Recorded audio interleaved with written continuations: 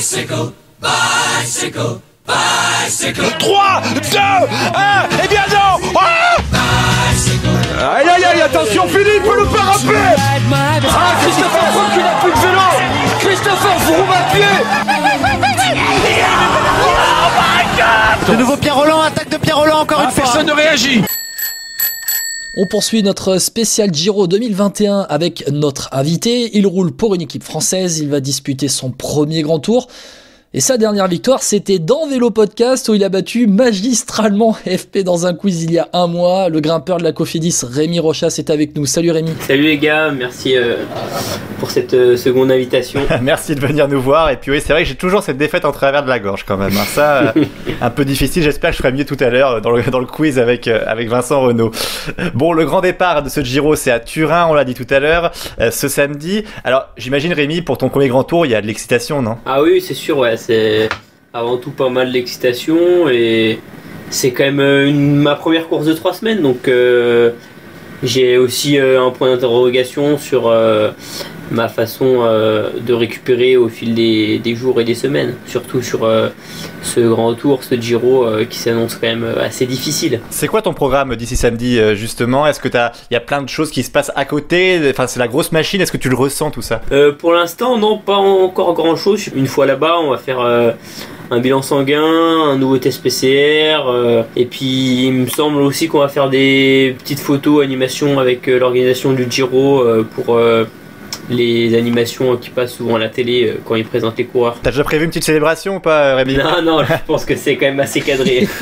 Rémi, j'imagine que depuis 2 semaines, t'as dû bien faire attention parce que tu parles de test PCR très vite fait. T'as dû bien faire attention à pas prendre de risques pour pas louper ton premier grand tour, quoi. Ouais, c'est sûr.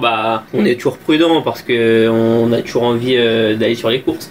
Mais c'est vrai que là, en plus, avec la semaine dernière, on a eu une semaine de mauvais temps sous la pluie vraiment toute la semaine. Le risque de tomber, le risque de glisser, de tomber malade.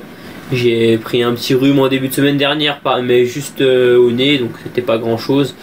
Et puis là, c'était un ligne droite avant la course. Bon, Rémi, tu es dans une équipe Cofidis qui est constituée autour d'Elia Viviani finalement pour les sprints. Alors, bon, dis-nous, quel est ton rôle ? Est-ce que c'est plutôt un rôle d'équipier en pleine et puis ensuite un rôle d'électron libre dans, on va dire, les étapes escarpées où il y aura aussi Victor Lafay, Nicolas Hédé, Nathanaël Beran ? Alors, l'équipe, elle va vraiment se séparer. On a 2 blocs différents dans l'équipe. On a un bloc sprint avec les 4 Italiens et vraiment les 4 autres, on sera vraiment un bloc pour la montagne, pour les étapes, et on va aussi voir au fil de la première semaine si on a moyen de jouer un classement général, donc avec un des 4 coureurs qui grimpent dans l'équipe. Ouais, on rappelle quand même les 4 Italiens, tu disais, c'est Elia Viviani évidemment le sprinter avec son frère Attilio, il y aura Simone Consonni et Fabio Sabatini qui l'accompagneront. Juste par curiosité, est-ce que tu as déjà coché des étapes là peut-être sur ce Giro où tu sens que l'échappée peut aller au bout ? John Gadren tout à l'heure nous parlait de la 4e étape notamment. Est-ce que tu l'as aussi repéré celle-là ? Mardi, j'ai quand même regardé. Pour l'instant, c'est tellement compliqué de retenir toutes les étapes. On va regarder, je pense, de semaine en semaine et quelques jours avant aussi. Mais oui, la 4e étape, c'est la première étape qui soit pourra se jouer en échappée, soit va être la première bagarre dans le final pour les coureurs du classement général. Donc je pense que ça peut être une première belle journée sur ce Giro. Tu étais venu nous voir, Rémi, il y a un mois après le Tour de Catalogne. Depuis, il y a eu du chemin. Tu as participé à Liège-Bastogne-Liège, où on t'a vu à l'attaque. Tu as fait aussi 8e du Tour de la Communauté de Valence.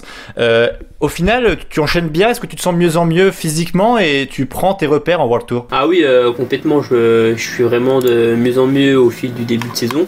Je commence vraiment à m'habituer à ce rythme World Tour. Et donc ça me fait aussi prendre de la caisse, je progresse au fur et à mesure du coup des mois, et donc j'espère que je vais continuer sur cette pente jusqu'à la 3e semaine du Giro. Parce qu'on parle du Tour de la Communauté de Valence, ce n'était pas une World Tour mais une Pro Series, et finalement le fait que tu redescendes de World Tour à la Pro Series, redescendre, je me comprends, hein, c'est pas la même catégorie, même s'il y avait quand même un beau plateau, Enric Mas notamment, on a vu les malheurs qui sont arrivés. tu redescends et puis tu joues les premiers rôles. Finalement, on t'a vu avec Victor Lafay aussi. C'est signe que tu passes le cap là quand même. Oui, c'est sûr. Ouais, on passe vraiment un cap. Victor Lafay aussi, il a fait son premier grand tour, la Vuelta, l'année passée. Et donc cette Vuelta, il a vraiment senti qu'il a passé un cap. De mon côté, ce premier début de saison en World Tour m'a aussi vraiment fait passer un cap. Et normalement, ce Giro aussi, ce premier grand tour, devrait encore me faire passer un cap. Rémi, pour terminer, bon, dis-nous ton favori. Nous, notre favori, on en a parlé, mais ton favori pour ce Giro 2021? Egan Bernal ou Yates. Après, on sait pas trop comment situer aussi Remco Evenepoel, son retour. Bon, vivement une échappée quand même, Rémi Rochas et Remco Evenepoel où tu le bats au sprint. Oh là là, oh, j'en rêve déjà. Ah bah moi aussi. Hein. C'est la 4e étape, tu vois. Tout est déjà écrit, Rémi. Tu vois, 4e étape, tu pars en échappée avec Remco et puis tu le bats au sprint. Tu veux pas préparer un truc pour Vélo Podcast là, si tu lèves les bras ou en échappée, genre à la télé, tu veux pas préparer un truc? David Gaudu, il a dit la dernière fois, il avait fait une sortie de 7 heures. Moi, je ferais pas une sortie de 7 heures, je le dis. Ah bah si on en arrive là mardi prochain, il y a pas de souci, vous serez mentionné. Oh oui, c'est bon ça. C'est bon, ça. Bon, merci, en tout cas, merci beaucoup Rémi d'avoir été avec nous. Bah merci à vous. Aïe aïe aïe, attention Philippe, le pas